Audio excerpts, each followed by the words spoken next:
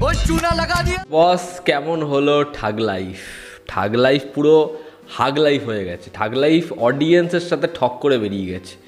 তো হাই, আমি রূপম। এখন কথা হবে Kamal Haasan মণিরত্নমের massive collaboration ঠাগ life নিয়ে, যেটা আজকে সিনেমা হলে মুক্তি পেয়েছে। আমি সবে দেখে আসলাম।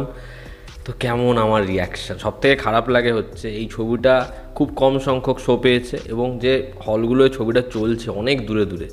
তো এত সকালবেলা এত জার্নি করে এরকম টিকিটের দামে ছবি দেখার পর যদি এই আউটপুট বেরোয়, বিশেষ করে এত খারাপ লাগে। এবং এই ছবিটার জন্য আমাদের এক্সপেকটেশান এই লেভেলে। কমল হাসানের ভাগ্যটা এত খারাপ, দুজন লেজেন্ডারি ফিল্ম মেকারের সাথে পরপর কোল্যাব করলো এবং এই রকম আউটপুট। তাকে ডোবালো পুরো শঙ্কর, মানে মান সম্মান ডুবিয়ে ইন্ডিয়ান 2। তারপরে মণিরত্নম, সেও এই ছবিটাকে বাঁচাতে পারলো না। মানে এই ছবিটা বস সত্যি আমাদের আশা কোনোভাবে পূরণ করতে পারে না। সেকেন্ড হাফে তোমার মনে হবে কী হচ্ছে, কী দেখছি, কেন দেখছি, যা যা জিনিসপত্র হচ্ছে। যাই হোক, আমি ছবির গল্পটা একটু করে বলছি।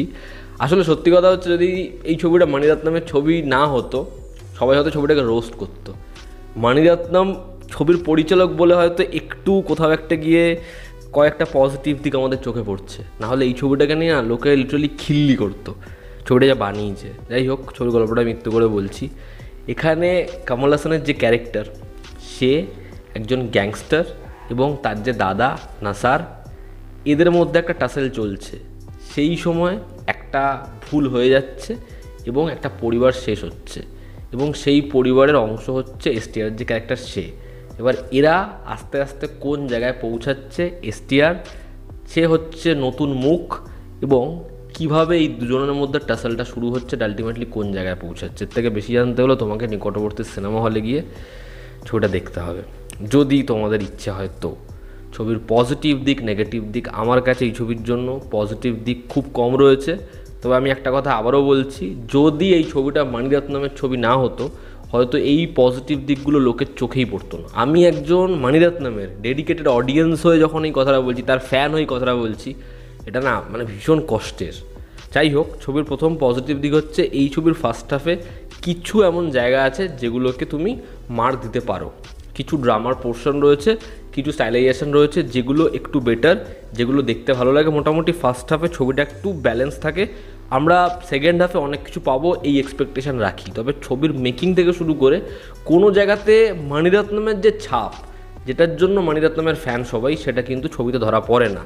তবুও ঠিক আছে, ছবিটা যে ওয়ার্ল্ডটা দেখাচ্ছিল, সেই ওয়ার্ল্ড বিল্ডিংটা মোটামুটি একটা জায়গায় যাচ্ছিল এবং সেখানে কমল হাসান বলি, সেখানে এসটিআর বলি, সেখানে মোটামুটি সবারই পারফরমেন্স একটা জায়গা অবধি ছিল। তবে জজু জর্জ থেকে শুরু করে আলি ফ্যাজল থেকে শুরু করে নাসার, কেউ স্পেস পাচ্ছিল না। তবে সবাই যতটুকু জায়গা পাচ্ছিল নিজের জায়গায় পারফরমেন্সটা একটা লেভেল অবধি দেওয়ার চেষ্টা করছিল। এবং ছবিতে কিছু ক্যারেক্টারের মধ্যে কনফ্লিক্ট যেরকমভাবে আসে, সেখানে বিটসের শুরু যেরকমভাবে হয়, সেখানে সংলাপ যেরকমভাবে হয়, সেগুলো ফার্স্ট হাফে মোটামুটি আমাদেরকে একটু এঙ্গেজ করে রাখতে পারে। এবং ছবির প্রথমে একটা স্টেজিং আছে, যেই জায়গাটা তোমাদের ভালো লাগবে। ছবির প্রথম দিকে ব্যাকগ্রাউন্ড স্কোরের কাজ সেটা ঠিকঠাক, তারপরে ব্যাকগ্রাউন্ড স্কোর নিয়ে অনেক অনেক সমস্যা রয়েছে। এবং এই ছবির অ্যাকশানটা প্রথম দিকে যেভাবে ডিজাইন করা হয়েছিল সেটা একটু বেটার লাগছিল। এবার প্রোমোতে আমরা যেটা দেখেছি ছবির ফার্স্ট হাফে, ছবিটা আসলে ওই জায়গাটাই ঘোরাফেরা করছিল, ফলে ঠিক আছে একটা জায়গা অবধি সেটা আমাদেরকে কিছু প্রোভাইড করে যাচ্ছিল।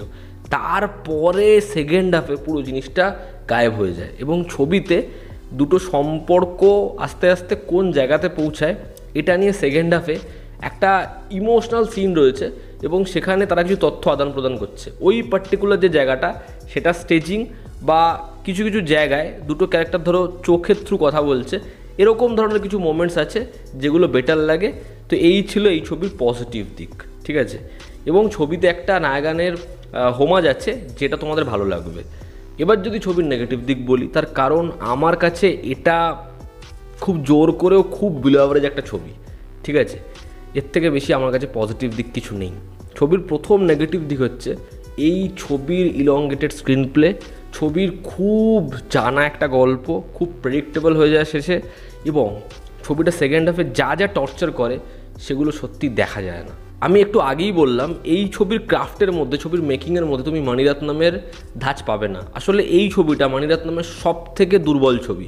এবার যেহেতু এরা এতটাই ভালো ফিল্ম মেকার, অ্যাটলিস্ট কিছু শর্টস কিছু জায়গা দিয়েই দেয় অডিয়েন্সকে, কিন্তু সেটাই তো অডিয়েন্স হিসাবে আমাদের পাওয়া নয়, রাইট? এবার বিষয়টা হচ্ছে এই ছবিটা মণিরত্নমের এই যে এরকম ধরনের অ্যাকশন, এরকম ধরনের ব্লাডপাত, সেটাকে যেভাবে প্রেজেন্ট করছে তুমি বুঝতে পারবে সেটা পুরোপুরি ভিশন ছাড়া অ্যাকশন হয়ে যাচ্ছে। জজু জর্জের সাথে ফাইট সিকোয়েন্স রয়েছে, এত বেকার স্টেজিং, এবং যেভাবে সিনটা আসে তুই ভাববে এটা কী হচ্ছে। ছবিতে ইন্টারমিশনে একটা হাই নোট দেওয়া হয়, ঠিক আছে, ইন্টারমিশন খোলার পরে সিনটা ঝপঝপ করে যেরকমভাবে চলে আসে, আমি ভাবছি এটা মণিরত্নমের ছবি দেখছি তো। ছবিতে নেপালের একটা পোর্শন রয়েছে, সেটা বিশ্বাস করবে না, মুখে বলে দেয় যে নেপালে তারপর আমার সাথে এটা হলো। এবং শুধু এখানেই নয়, ছবিতে একজনের খোঁজও করে তার কি অবস্থা, একজন গাড়ির পিছনে বসে বলছে তার সাথে এই হয়েছে। মানে ছবিতে ওই ইভেন্টগুলো লিটারালি দেখালো না, মুখে মুখে বলে গেল। ছবিতে টক্সিক লাভ স্টোরি, ছবিতে যে লাভ স্টোরিটা দেখিয়েছে, যে অ্যাঙ্গেলটা দেখিয়েছে, সেটা এতটা প্যাথেটিক, এতটা বাজেভাবে লেখা, তোমার মাথা যন্ত্রণা করবে এবং তুমি খিস্তি দেবে যে বস এটা কী দেখাচ্ছে, এটা কেন দেখাচ্ছে।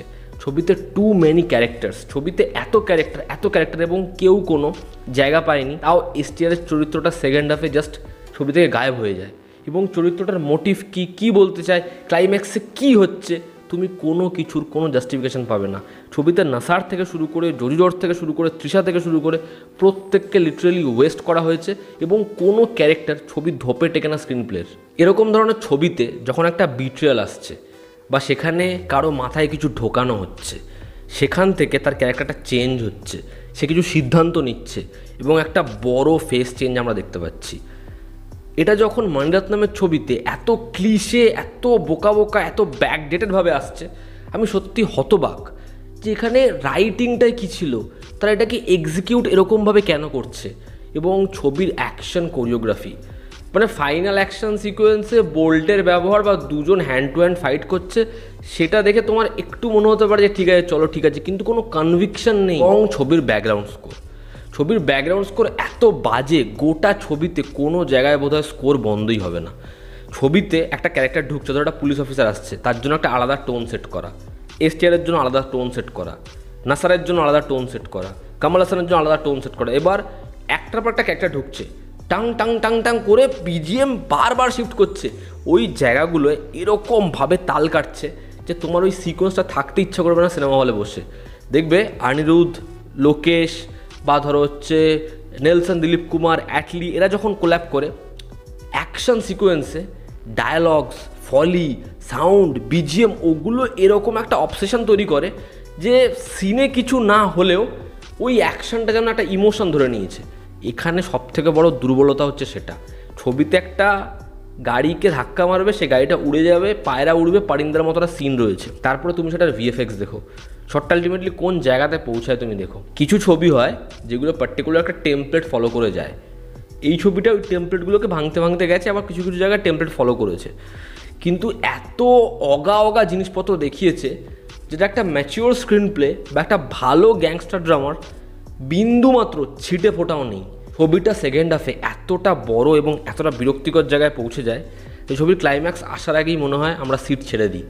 এবং ক্লাইম্যাক্সের পরে যে সিনটা হয় সেটাতে আবার প্রশ্ন থাকে যে বস এটা কী বানিয়েছে, বলতে ছবিটা কী চাইলো। তো আমার কাছে ঠাগ লাইফ এটা খুবই বিলো অ্যাভারেজ একটা ছবি। এই ছবিটা কোনোভাবে আমার এক্সপেকটেশান পূরণ করতে পারেনি, উল্টে হেডেক দিয়েছে, মাথা যন্ত্রণা করছে। আমি কামাল হাসান, মণিরত্নমের জন্য ছবিটাকে বিলো অ্যাভারেজ বলছি, ছবিটার পজিটিভ দিকগুলো চোখে পড়ছে।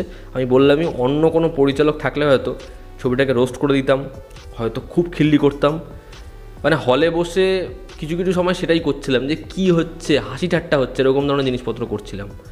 এটা মণিরত্নমের ছবির থেকে কোনোভাবে এক্সপেক্টেড নয়। আমি সত্যি জানি না যে কামাল হাসান এরপর বিক্রম 2 ছাড়া কোন ছবির দ্বারা বক্স অফিসে ব্যাপক রেজাল্ট আনবে বা ছবিটা ইটসেলফ ভালো হবে, জানি না আমি। তো এই ছিল আমার ওপিনিয়ন। আমি ভীষণভাবে হতাশ। তোমরা যারা দেখেছো তোমাদের কেমন লেগেছে জানিও। জনতা আমাদের পাশে আছে। আবার দেখা হচ্ছে, টেক কেয়ার।